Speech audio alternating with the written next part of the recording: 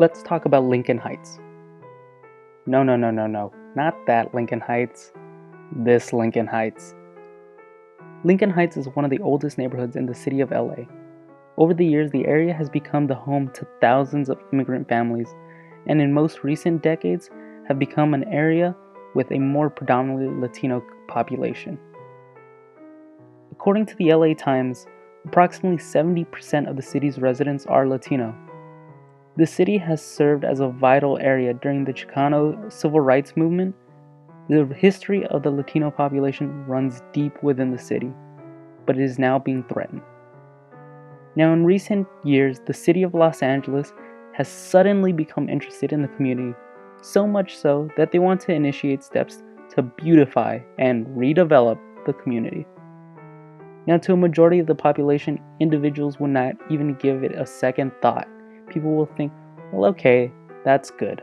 Now people living in the community will have better and nicer resources.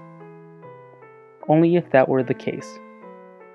Because while that might sound nice to some, to others, they recognize it as gentrification. For those individuals who may not know, gentrification is defined as the process of renovating and improving a house or district so that it conforms to middle-class taste. Now, I don't know about you, but as soon as I hear the phrase conform to middle-class taste, I'm already like, hold up, time out, hit the brakes.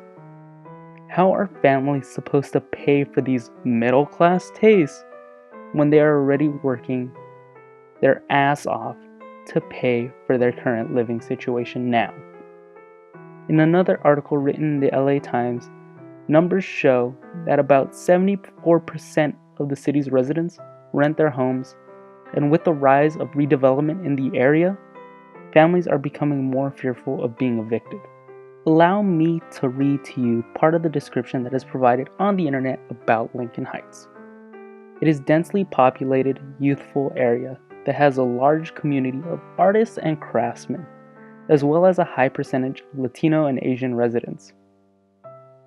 I mean, this city was one of the first areas for groups of incoming immigrants to settle, where hundreds of Latino students protested the inequality of their education, and where Cesar Chavez based his organization with the United Farm Workers Movement. But I guess we would rather focus and emphasize the large community of youthful artists and craftsmen. Now allow me to shift the focus to the LA River. Oh yeah, that's right. LA has a river.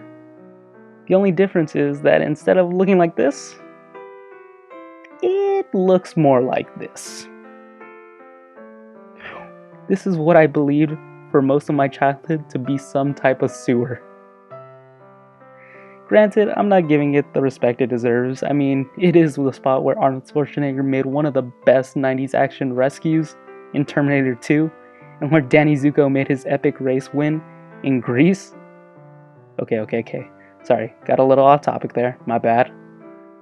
But according to an article written in Jacobin magazine, the city of Los Angeles has approved a $1.3 billion plan to revitalize the LA River and get it looking like this. I mean, I'll admit, that does look pretty damn nice. Definitely more appealing to the eye, especially than this. But there's just one problem. The fact that this river revitalization is just an obvious step at gentrifying the surrounding areas such as Lincoln Heights. Developers have even begun to build a park right alongside the river.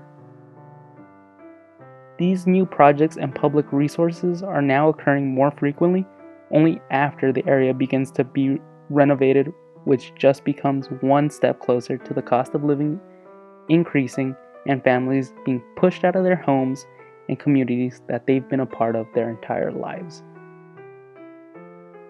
It doesn't take a lot to realize the cruelty of gentrification, and it is up to us as a community to rise up against this injustice, especially when there are those individuals who might not have the opportunities to fight for themselves. In the end, all it comes down to is one simple phrase: Screw gentrification.